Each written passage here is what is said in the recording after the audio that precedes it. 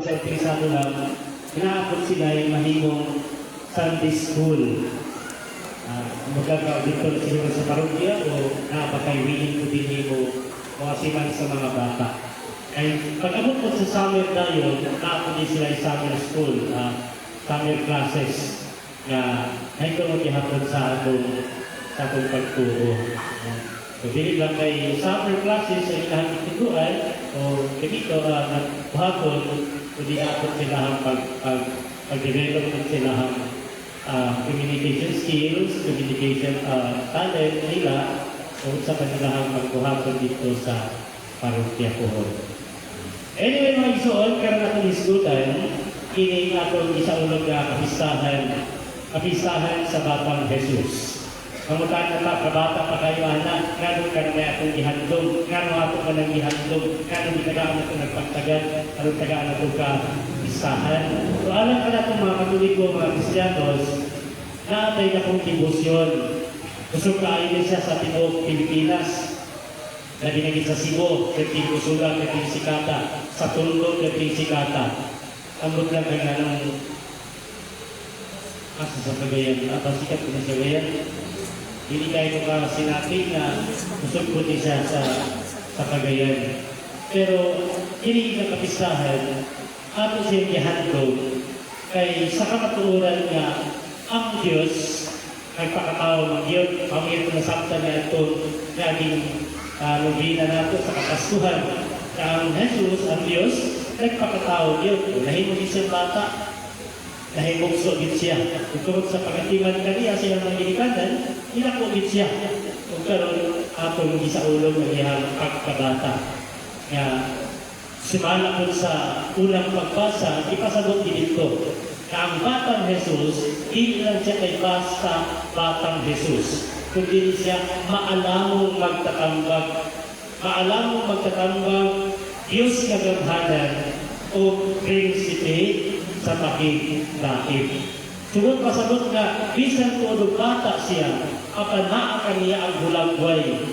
Ang hulagway nga angayan natong kagapuyan, isip mga dating bata. Kaya daghan ka nato nga dating bata, nga naon kay nindot kayo nga kinaiya sa mga bata, nga ayang angay natong kuyan, pero ato na siyang isalikway, ato na isang tabi, ato na kaunahuna kung kasing-kasing.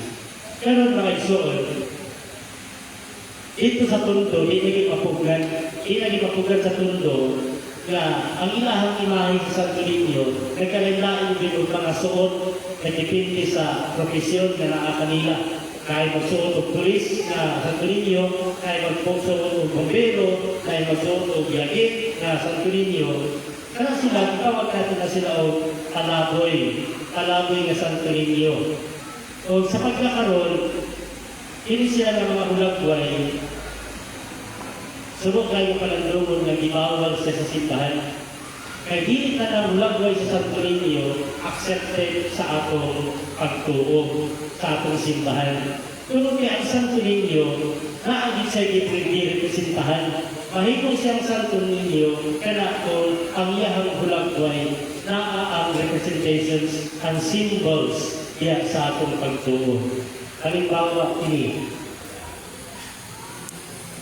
tumalagit sa atong pagtuo, mauni siya ang iaprubahan.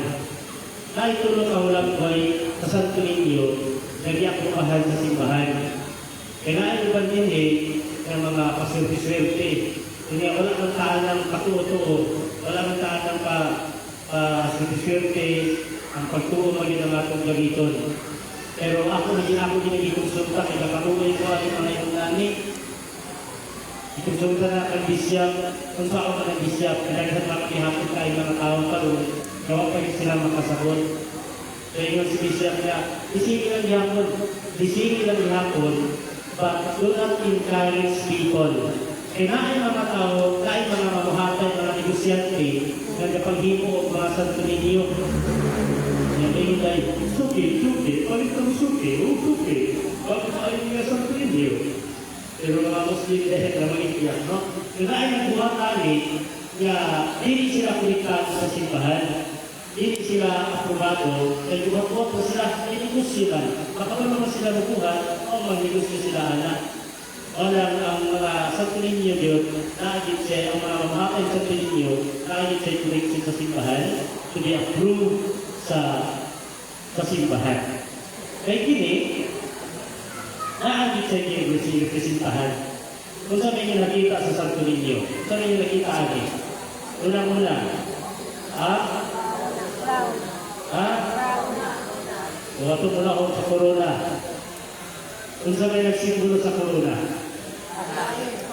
Ang corona always symbolizes king. So, bisan to bata siya, apan akong nakita, kay siya Diyos man, hari din siya. Ang simbolo sa corona is ang iyang pagkahari. Kung hindi siya pagkahari na sumara sa ating hilalaan, atong nasaktan, o ato na nag-iskutan niya itong yaging November, last Sunday of November, nag-iskutan na itong sa hari.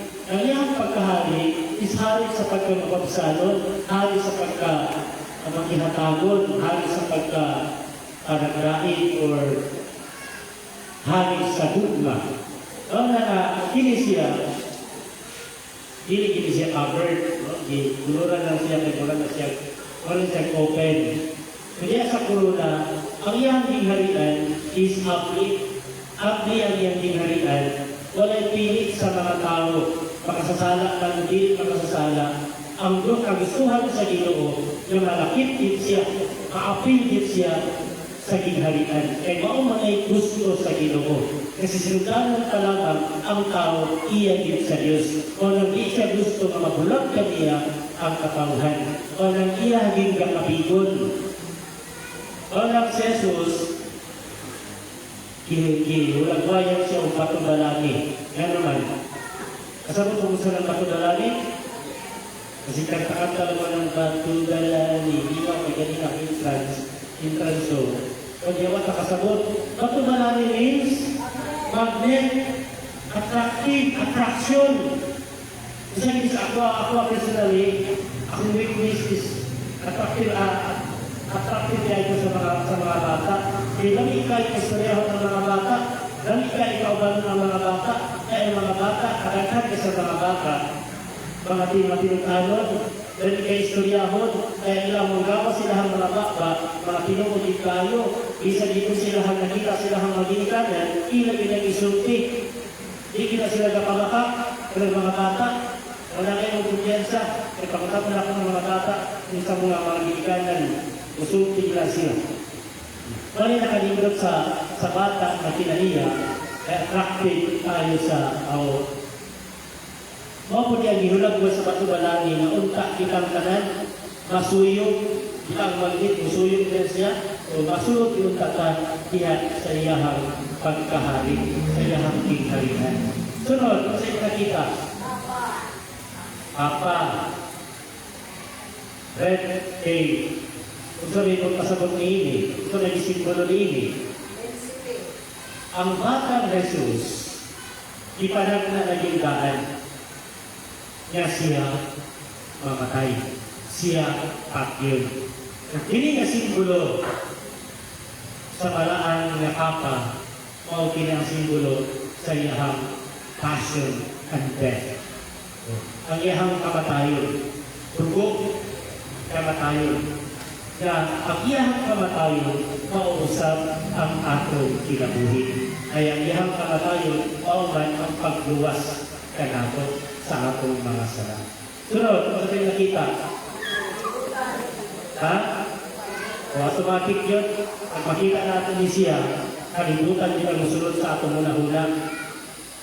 Hindi ko mo sa'yo, pero ang pangalan ni Kini is O-R-D, or nagpasagot lamang Kini, naghulag-huway lamang Kini, na naasaya ang mga kamot, naasaya ang mga kamot ang pagtumala sa kanang at dunay kinabuhi tinhi sa kalibutan.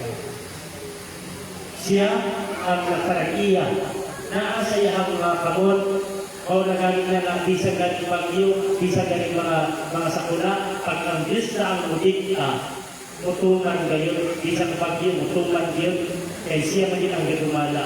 Pero nga naman na pwede, daghan na ganyan namatay lagi, daghan na ganyan namatay ang mga tao. Kaya nga nang din naman niya man ang gitugutan.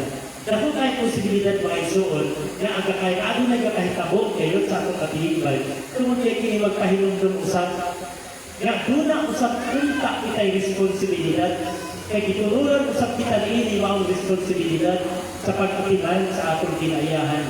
Kaya dagan kayo sa mga tao out of their greedy action, out of their makasariling kinaiya, daghan din nga kahitabo, patugutan din nga mahitabo, aron kita nakakapon, katili din tanan nga mga pagpanamastamas, o di kita ang pagpagamit personal sa mga kinaiyahan na doon ay mga kinabuhi, makahatag sa ayuhan sa atong kapiliban.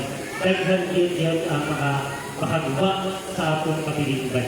So, kahinungduan kita na sa iyahang pagkabiyos, kaya nagtumana sa tiko kalibutan, kita o sa bituluran sa maong taas sa pagkatimahin. Kung sa kayo nakita, isa'y tawagan niyo. Kaya siya, panihanap ko siya galing sa kanang galing dito ni Bishop. Kaya na mag-isa, kasi mag-isa, siya galing dito ni Bishop. Ha? Tungkot mo pamalo ang siyang kagabay sa akin sa sandalang tuwina. Ang tawag ini is scepter. Scepter means giya.